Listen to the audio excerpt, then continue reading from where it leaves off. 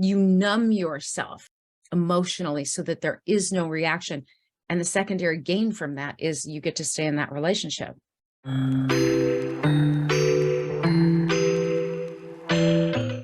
Most people in the world right now, a big percentage of the population is running around numb. They have become emotionally numb. That doesn't mean you don't ever have any feelings. You still have feelings when it's very important to you and personal. You'll have reaction and feelings.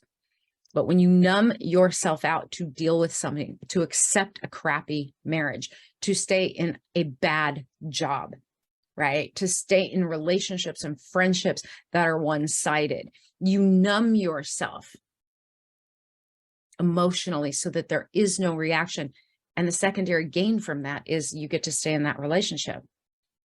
The long-term consequences of that is it will, in fact, take more from you, and you're missing so much in life.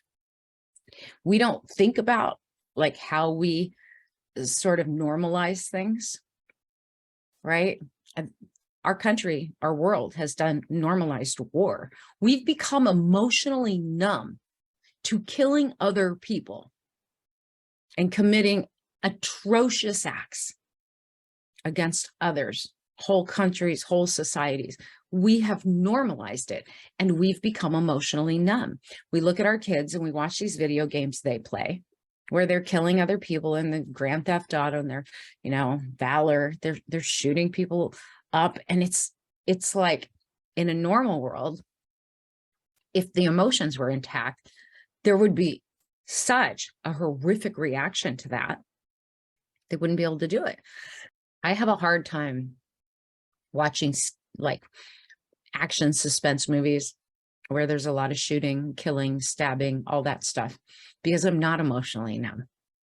Even though it's happening on a movie and I know it's not real, there's still this feeling in me and thought in me, oh my God, someone just lost their life.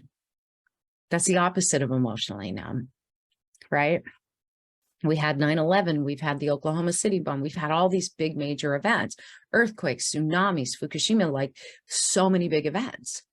And the news constantly is flashing these things at us that are on their own horrific. But then you multiply it across the globe because of social media and TV, and we don't have the same reactions to it anymore because we're a society who's become somewhat emotionally numb. Sex slavery, sex trafficking should be something everybody reacts to, like, oh my God, this has to stop. But people have become so numb. If it's not happening to you, there's no reaction. How's it affect me? Very selfish world. We have to get back to being able to feel, because even though maybe we're just numbing ourselves from general life anxiety, or maybe we're just numbing our reactions to being mistreated by a toxic person, it compounds and compounds and compounds. And pretty soon you just put up with everything because you feel nothing. And it's not healthy, because what will end up happening if you're not really paying attention, ultimately your body begins to break down. Your health goes sideways. You end up with chronic issues. Because you're working against who you really are. You're working against your own soul. You're working against your own personal calling and purpose. And your body will warn you and tell you, but if you keep ignoring that too, ultimately, it will debilitate you and make you stagnant and stuck to where you cannot move forward. So, very important that we do not numb ourselves. And it takes work to remove the energy and emotions that created that numbing effect. And then we have to be willing to let go of some people, some situations.